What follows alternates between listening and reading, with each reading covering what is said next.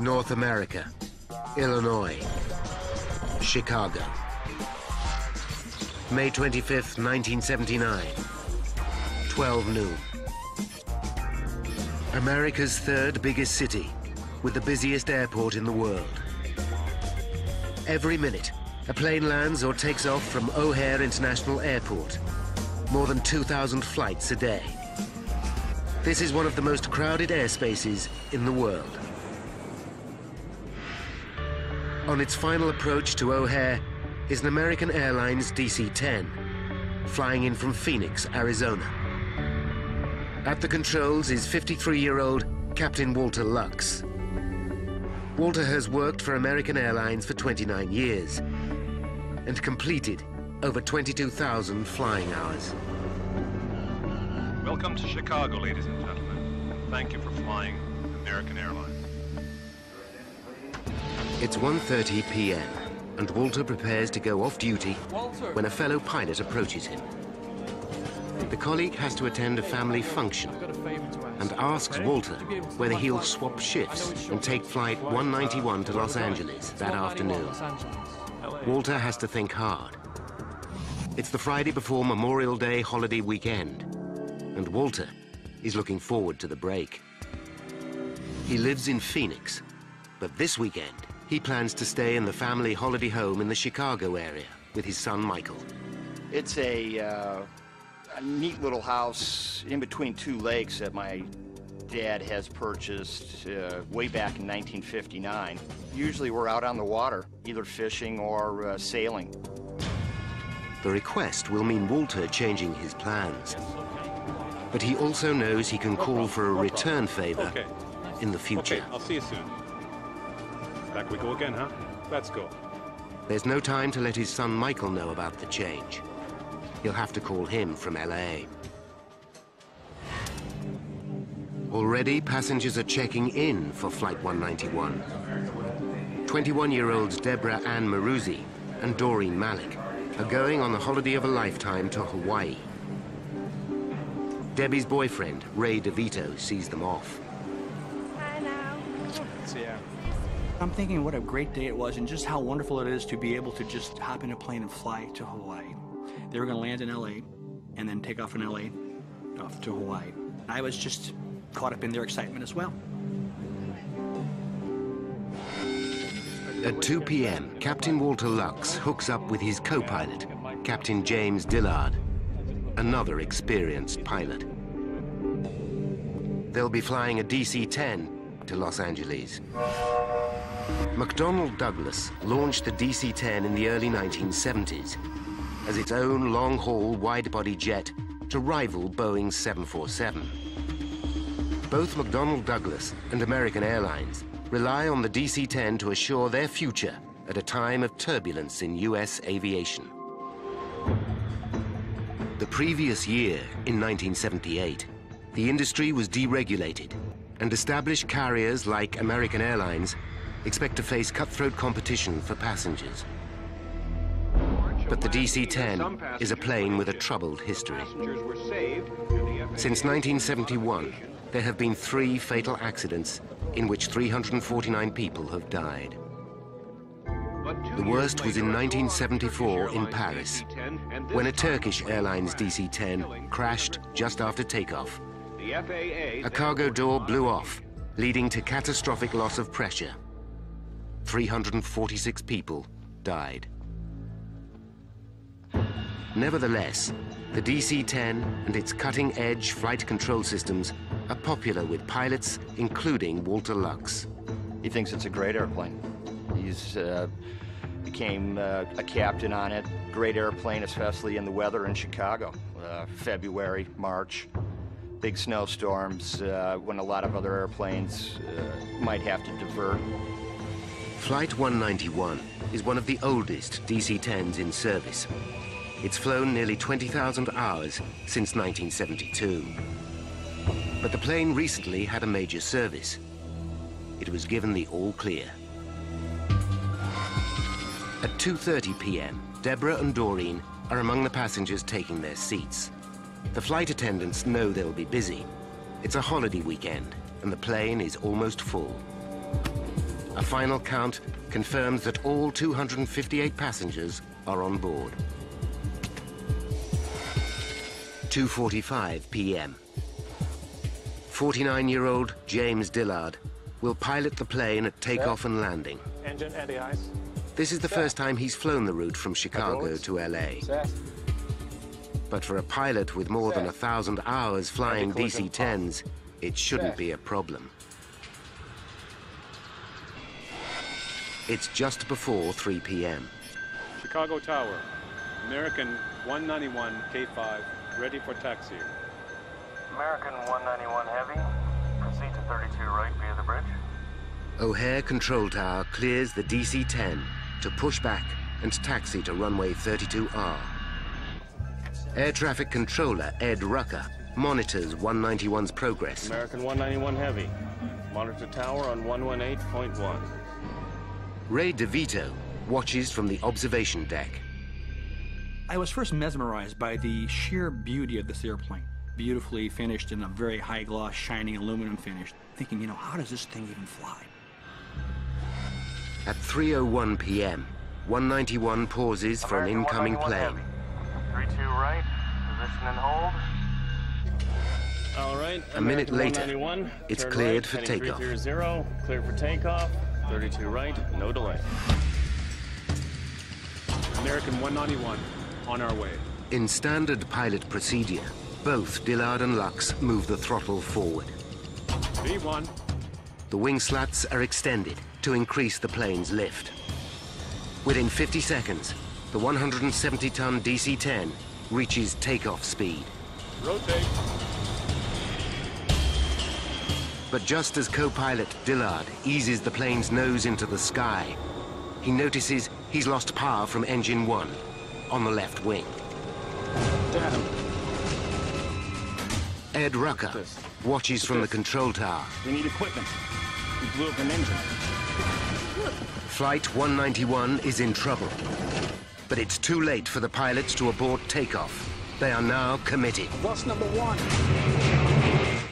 American Airlines Flight 191 has just taken off from Chicago Airport. As it leaves the ground, it loses power from the engine on the left wing. The plane veers to the left, but co-pilot James Dillard corrects it with the rudder. Come on. He knows the DC-10 can fly with just 2 of its 3 engines and has been trained to deal with exactly this scenario. To reduce the load on the 2 remaining engines, Dillard follows AA guidelines and slows the plane to the minimum climbing speed, V2, 283 kilometers per hour. Air traffic control hurriedly make preparations for the DC-10 to return for an emergency landing. All right, American 191 Heavy. Do you want to come back? And to what runway? The pilots know the emergency is far from over, but they have the plane climbing evenly again, though slightly slower than normal. Just beyond the airport's runway are a trailer park and the Chicago Police Canine Training Facility. Sergeant Ken Berger has been training dog teams in search and pursuit techniques for 17 years. Today's training exercise involves Ken playing a fugitive. I can hear a plane approaching. The engine is backfiring. It's sputtering. It's nearing. Suddenly, just 20 seconds after leaving the ground, Flight 191 is in desperate trouble. What the? Without warning, the plane starts to roll to the left. Ray DeVito is still on the observation deck. He watches in horror. There are 2 fireballs, like flak from a World War II movie. 2 big bangs with a red flash fire, and then it begins to roll over. Within seconds, the aircraft banks dramatically to the left.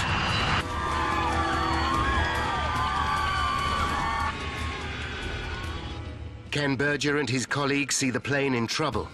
As I break through the trees, the other officers in the training group are running. The DC-10 heads directly for the trailer park, home to hundreds of people. Ray DeVito runs in panic through the airport. Pilots Lux and Dillard fight to level the aircraft. But the plane does not respond. The nose drops below the horizon. He's not talking to me. In air traffic control, Ed Rucker can do nothing but watch as the nightmare unfolds before him.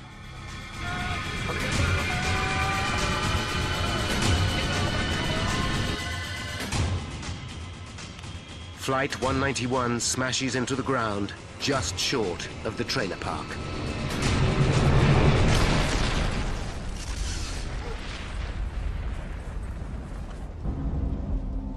It sends a fireball 100 feet in the air, thick black smoke, and I can feel the heat. 5 kilometers away in the airport terminal, Ray DeVito is aware of the crash. I streak down the stairs, and as I'm doing so, I can hear the explosion, the faint rumble on the ground as the plane exploded. In the impact, debris smashes into mobile homes. As he emerges from the terminal, Ray DeVito senses the seriousness of the crash. I run out of the terminal, into the street, and now I see the huge smoke cloud. Berger and his fellow officers are enveloped in thick black smoke. There's fire, ground fire, a very acrid smell in the air of burning fuel, of burning flesh. Ray DeVito finds his way onto the airport tarmac and sprints towards the crash site along an active runway. I'm thinking as I'm running, dear God, let her be safe, let the aircraft be safe, let this not be as bad as it looks. Could Deborah, or anyone on board Flight 191, survive such an horrific crash? American Airlines Flight 191 crashes. Just 31 seconds after taking off from Chicago's International Airport. 271 people are on board. Ray DeVito races to the scene to find out if his loved one is among the survivors. 3:15 p.m. Just 11 minutes after the crash, the first firefighters arrive. Among them is paramedic John Heavey. There was a haze in the air, and the one thing I distinctly remember was the absolute, utter silence. No sounds, nothing whatsoever. As the emergency services begin to search for survivors, local news crews also arrive. Ray DeVito has run 5 kilometers to reach the crash site. When I arrive at the crash site, I see pieces of airplane strewn about. I assumed I'm not at the proper site because there's not enough pieces of plane or things here for me to recognize. By now, the emergency services realize their task is hopeless. John Heavey and his team confront the horror of the scene. There were parts of what we didn't know what they were until we got closer. There were just parts and chunks of people that were soaked in jet fuel, that were burning. The twisted wreckage of 191 lies scattered for hundreds of meters. Debris has smashed into the trailer park, destroying 5 homes. 2 more people are dead. Even seasoned professionals are overwhelmed by the scene. It's something you can never forget. And the hopelessness that you can't help anybody. You can just stare in disbelief that in a second, all this could happen. There are no injured on the ground. Everybody has parachutes. News of the devastating crash flashes across the nation. Started to climb. He kept on climbing a little bit. It collapsed and it hit the ground. The spark set off the jet fuel, and this whole place was nothing but a sheet of flame.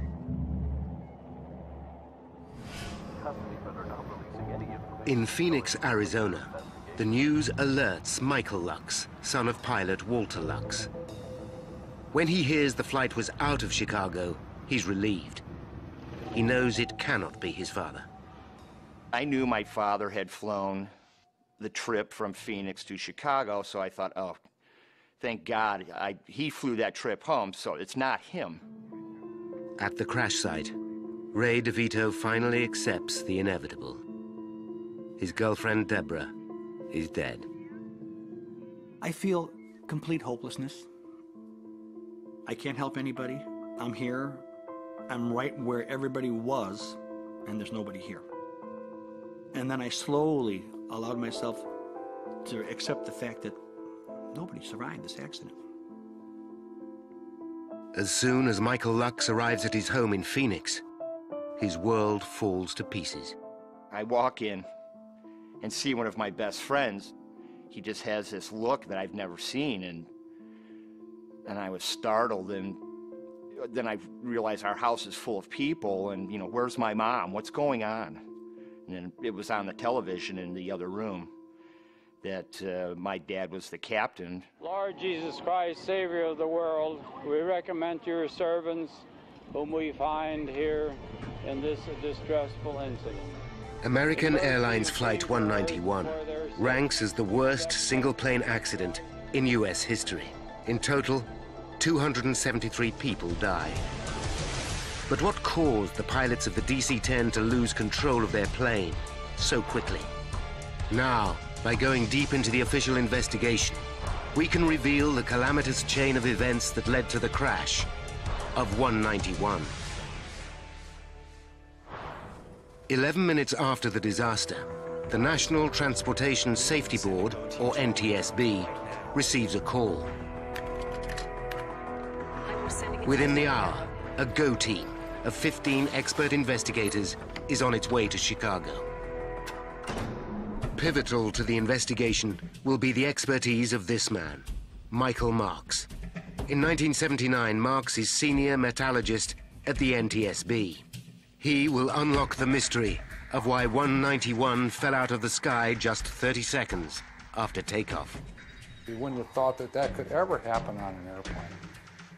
So it is a shock. It's a shock to you and I and everybody in the world that this type of thing happened. Marks knows that the GO team must come up with results fast. But the task is epic. Evidence is scattered over a square kilometer, and the horrific crash brings intense scrutiny from the world's media. The investigators know this is the fourth fatal accident involving a DC-10 since its introduction in 1971. Including Flight 191, 622 people have died in DC-10 accidents. But there are many potential causes for an air disaster. An electrical fault, a design failure, an explosion, pilot error. The team's priority is to find the black boxes, the flight data recorders. The information they hold is so vital, they are enclosed in armored casing. So-called black box, it can take a tremendous amount of impact force as well as fire damage before it becomes useless. But could they have survived an impact of this magnitude? Until they find the black boxes, the NTSB experts must start at the very beginning. Weather conditions were perfect for flying, and air traffic control report no obvious outside interference, such as another plane or a collision with a flock of birds. But one thing is immediately clear. Halfway down the runway, they find the remains of Engine 1. It must have detached from the wing during takeoff. The question is, why? The investigators hope to find the answer among the debris, scattered over hundreds of meters. There may be some very small or individual components that would give you the actual cause of what happened. And it's referred to as the golden nugget. It's vital to understand why the engine fell off, and fast. If the DC-10 has a design fault, the consequences for aviation will be huge. Nearly 300 DC-10s carry almost 150,000 passengers worldwide every day. Are they all at risk? The pressing question is, did the loss of the engine alone cause the crash?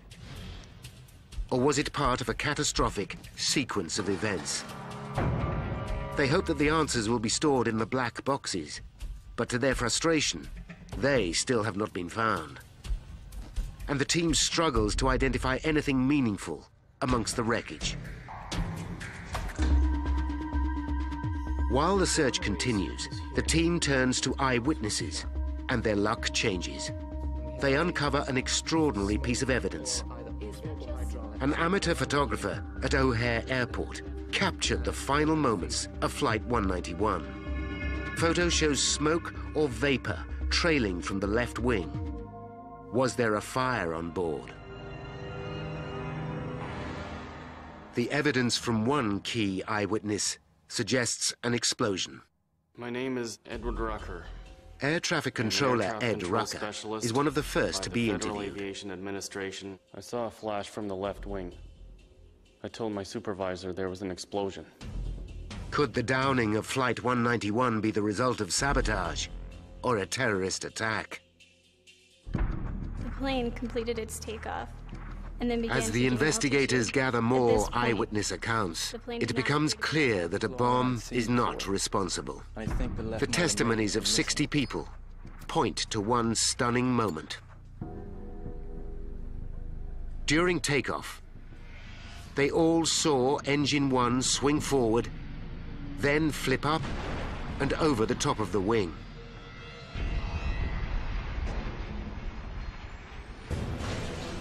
It's a shocking revelation that points towards structural failure. If true, it could potentially affect every DC-10 in the air. This would be the airline industry's worst nightmare.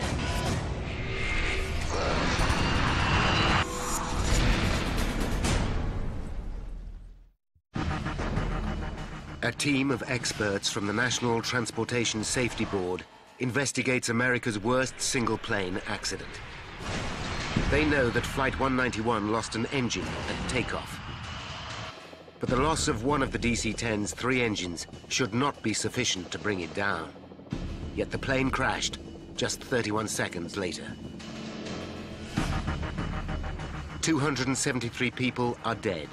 The public reels in shock, and the media demand answers. But even with NTSB experts analyzing the crash, senior investigator Woody Driver is forced to admit they are far from an explanation. I'd like to at this time ask for your help. We need some insistence in getting any kind of pictures that anybody in the area took of that aircraft while it was in flight. The team focus their inquiry on why the engine fell off. The finger of suspicion points directly at the structure that holds the engine to the wing. The DC-10 has 3 engines, each weighing more than 5 tons. One is on the tail, the other 2 hang from the wings, each connected by the pylon.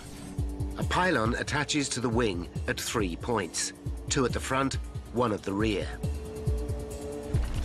It has dozens of components, and every one could have shattered in the final impact. The team aim to recover every piece of the structure that attached Engine 1 to the left wing. They comb the debris field. With help from local police, the parts are taken to a hangar at O'Hare Airport. There, NTSB experts painstakingly piece together and minutely examine every fragment. With every part, the question is, was this damaged in the crash, or was it faulty before the crash? Then comes the breakthrough they're waiting for. A policeman discovers the 2 black boxes. Hey guys! But the digital flight data recorder is badly battered. This records the status of all the aircraft's instruments prior to the crash. Crucial technical data may be lost. The second box, the cockpit voice recorder, records what the pilots say during the final critical moments. this is in better condition and seems more promising. Both recorders are immediately flown to NTSB headquarters in Washington, D.C. for analysis. 191 at K5, ready for taxiing. The team inspects the cockpit voice recording first and listens to the dialogue between the pilots and air traffic control. On our way. What they hear is routine until 1 second before takeoff, Rotate. when suddenly co-pilot Dillard utters a single word. Damn! Then, the tape goes silent.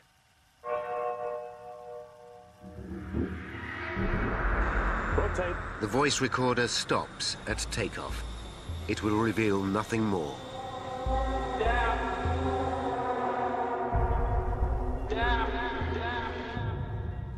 The team now turn to the damaged data recorder. The armored casing survived the crash, but the digital tape inside is torn.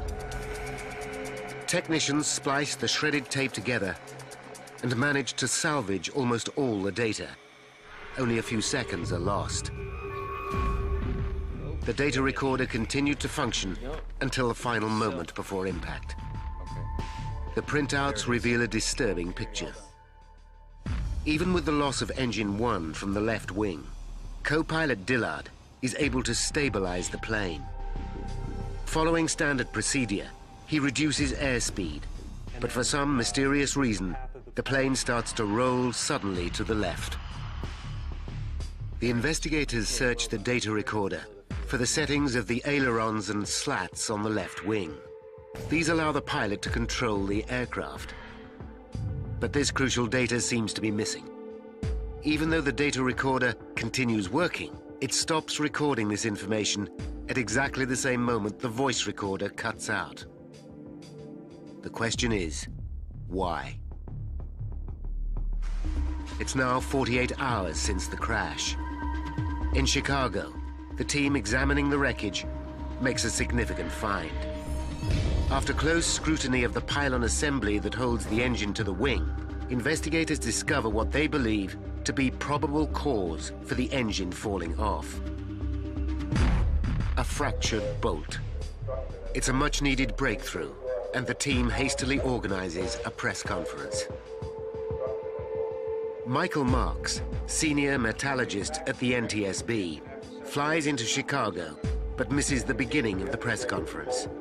He arrives just as his boss, Deputy Chairman Woody Driver, makes a statement. The investigation revealed the presence of a fatigue fracture. While Driver speaks to the press, a colleague hands Marks the fractured bolt. I said something like, what's so important about this bolt? Because I didn't see anything that would show that there was cracking involved.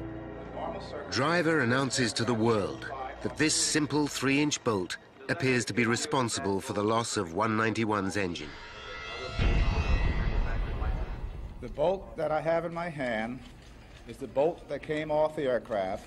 It reflects a fatigue crack, and then subsequent to that... Marks listens with mounting anxiety. His experience tells him that the bolt was damaged during the crash, not before it. The fracture shows none of the characteristics of fatigue. It has sheared suddenly and cleanly. Years of analyzing metal failure tell him the NTSB is making a terrible mistake in front of the world's press. I felt it was unfortunate that somebody would make a statement at that particular time, so early in the investigation. We have found the bolt that holds the engine. As a result of this fracture, the evidence so far indicates that that was the reason the engine came off. Marks knows that the bolt is not the smoking gun and cannot be responsible for the loss of 191's engine. It was more like, to me, that it was the result of the accident than it was the cause of the accident. But Marks's opinion is not shared by all his colleagues. Some still believe that the bolt is the cause. Marks follows his hunch and begins to sift 191's wreckage for himself. He soon discovers another key piece of the pylon assembly, the flange. Close inspection reveals it's damaged. Damage that looks as if it was caused before the crash. There was something that was mysterious about it. I did not understand it, but I knew that there was something that was wrong and needed to be investigated more in depth. Could the damaged flange explain why the engine fell off? Marks and the team decide to check 191's service history. They discover that American Airlines serviced the plane just 8 weeks before its fatal flight. Whenever you have something happen to an airplane where there's been maintenance in the past, you start looking at what was accomplished during that maintenance operation. Bud Lehner, NTSB head of engineering, visits American Airlines maintenance facility in Tulsa, Oklahoma. He discovers serious irregularities with the way AA carries out the work. In addition to the routine service, American Airlines replaces the bearings that attach the pylons to the wing. To complete the modification, the engine and pylon must be removed from the wing. The plane's manufacturer, McDonnell Douglas, advised the engine to be detached before the pylon is taken off. But American airline engineers have developed a shortcut of removing the engine and pylon as one whole unit, using nothing more sophisticated than a forklift truck. This procedure saves 200 man-hours and thousands of dollars for each of American Airlines' 40 DC-10s. The airlines, of course, are interested in doing it the quickest and cheapest way possible. Lowering 6 tons of metal is a delicate procedure. If the forklift truck is in the wrong position, the engine will rock like a seesaw and jam against the pylon attachment points. The forklift operator is guided by hand and voice signals. The position must be perfect, or the operation has the potential to cause damage. Bud Lehner discovers that senior management at Tulsa is not aware of this potential pitfall. We were a little bit surprised that somebody hadn't observed this operation and thought beforehand that there's a possibility that this is going to cause some damage that could be catastrophic. The team also discover that the modification to 191 did not run smoothly. Engineers started to disconnect the engine and pylon from 191's wing, but changed shift at a crucial moment in the procedure. During the handover, the engine and pylon were left supported by the forklift truck. When work resumed, the pylon was jammed against the wing mounts. The forklift was not carrying the load evenly and had to be repositioned before the pylon could be released. Bud Lehner calls Michael Marks at the NTSB labs with the news. It just like a light bulb went off, and it just all came to me. And so I said, but not only do I think it could have been caused by something striking it, I can prove it. The flange is on a bulkhead, bolted to a clevis. When the bolt is removed to detach the pylon, the flange can move up against the clevis. Marks looks at the flange again.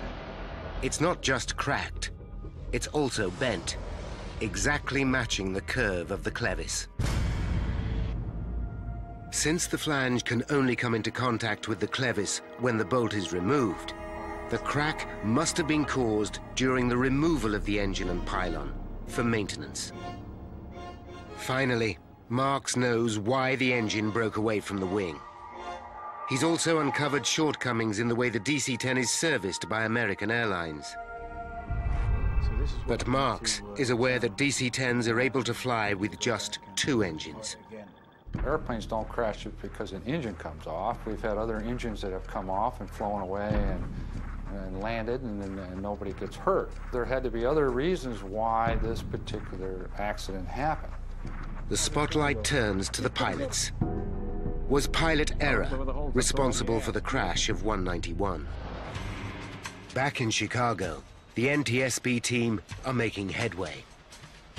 They find a 1-meter piece of the left wing on the runway, where the engine fell off. The piece has been ripped away from the rest of the wing. It's a significant clue.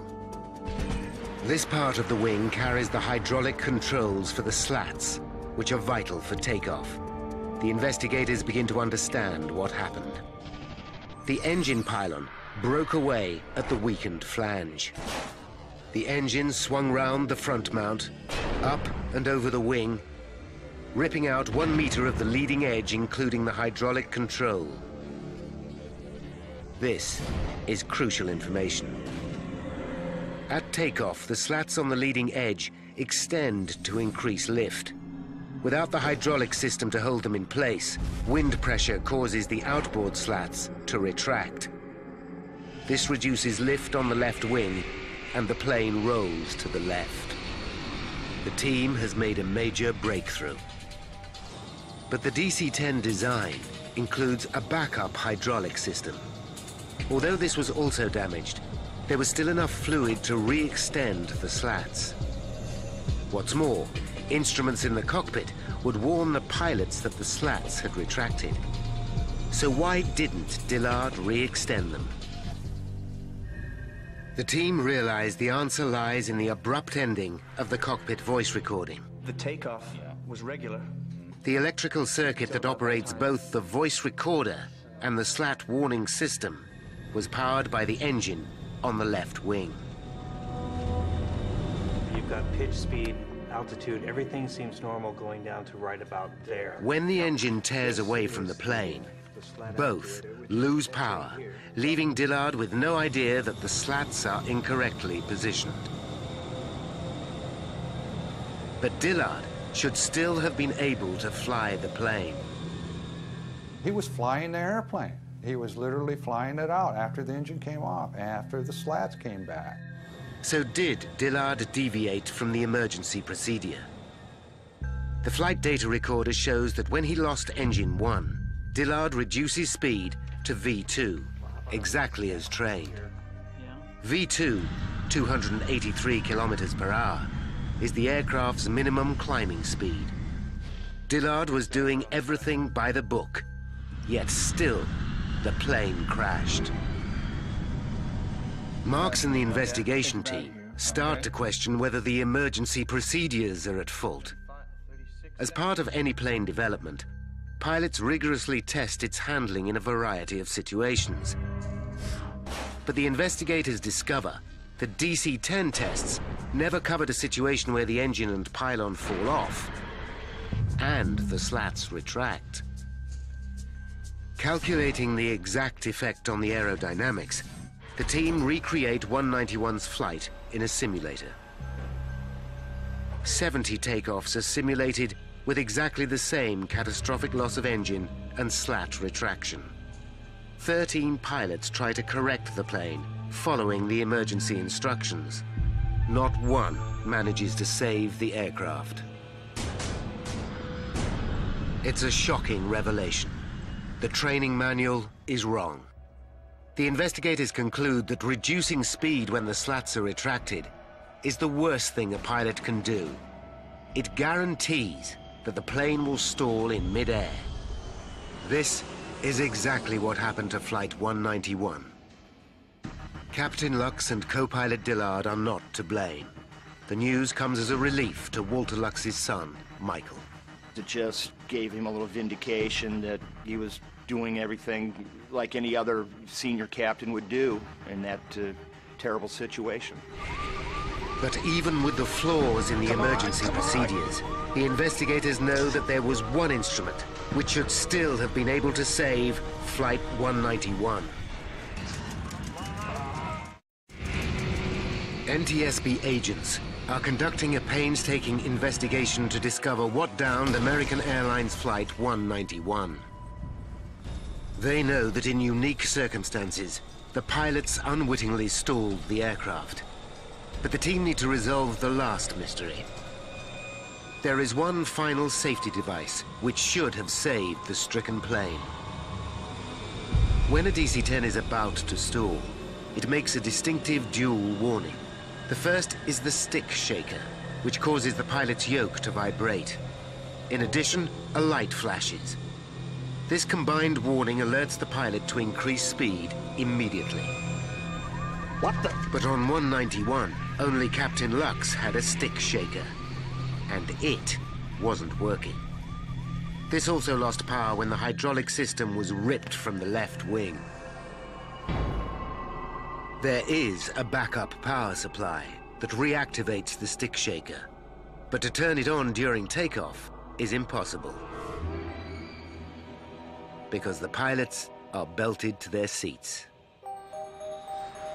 This simple power switch proves to be the final nail in the coffin for the 271 people on board 191. Now, by rewinding the events of that fateful day, and by following the evidence uncovered during the investigation, we can finally reveal how Flight 191 crashed. 5 minutes to disaster. 191 taxis to runway 32R at Chicago O'Hare Airport, ready for takeoff. American 191 on our way. The fatal flaw that will down the flight starts 8 weeks earlier, when the DC-10 undergoes maintenance. As the engine and bulkhead are detached, a flange cracks.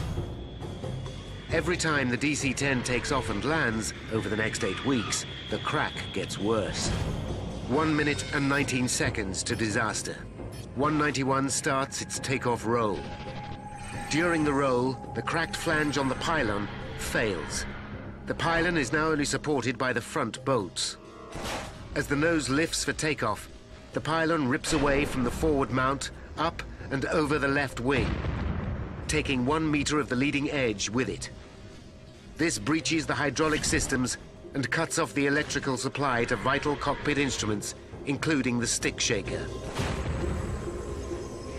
32 seconds to disaster. Damn. The pilots know that they have lost power from engine 1, but they can't see that they have lost the engine itself and part of the wing. Following emergency procedures, co-pilot Dillard slows to 283 kilometers per hour. The plane continues to climb steadily to 90 meters.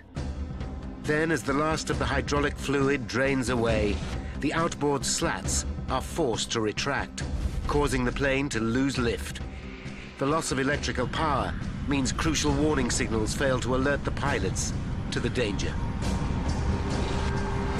10 seconds to disaster. The plane rolls dramatically to the left.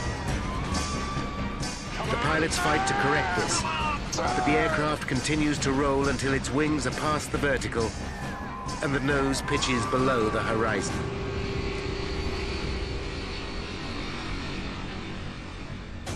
At 4 minutes past 3 and 5 seconds, 191's left wingtip hits the ground and the aircraft explodes. Nobody on the plane survives.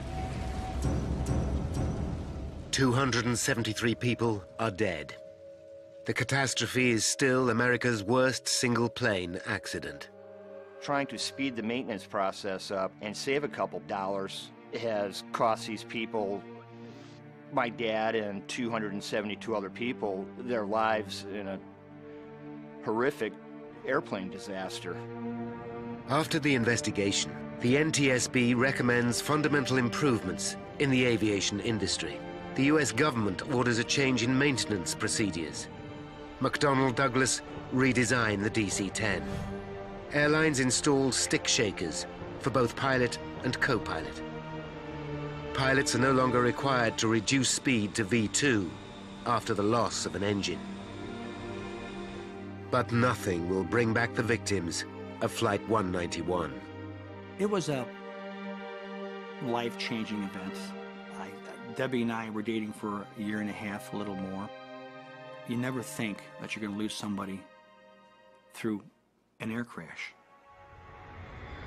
The US government fines American Airlines just $500,000 for improper maintenance procedures.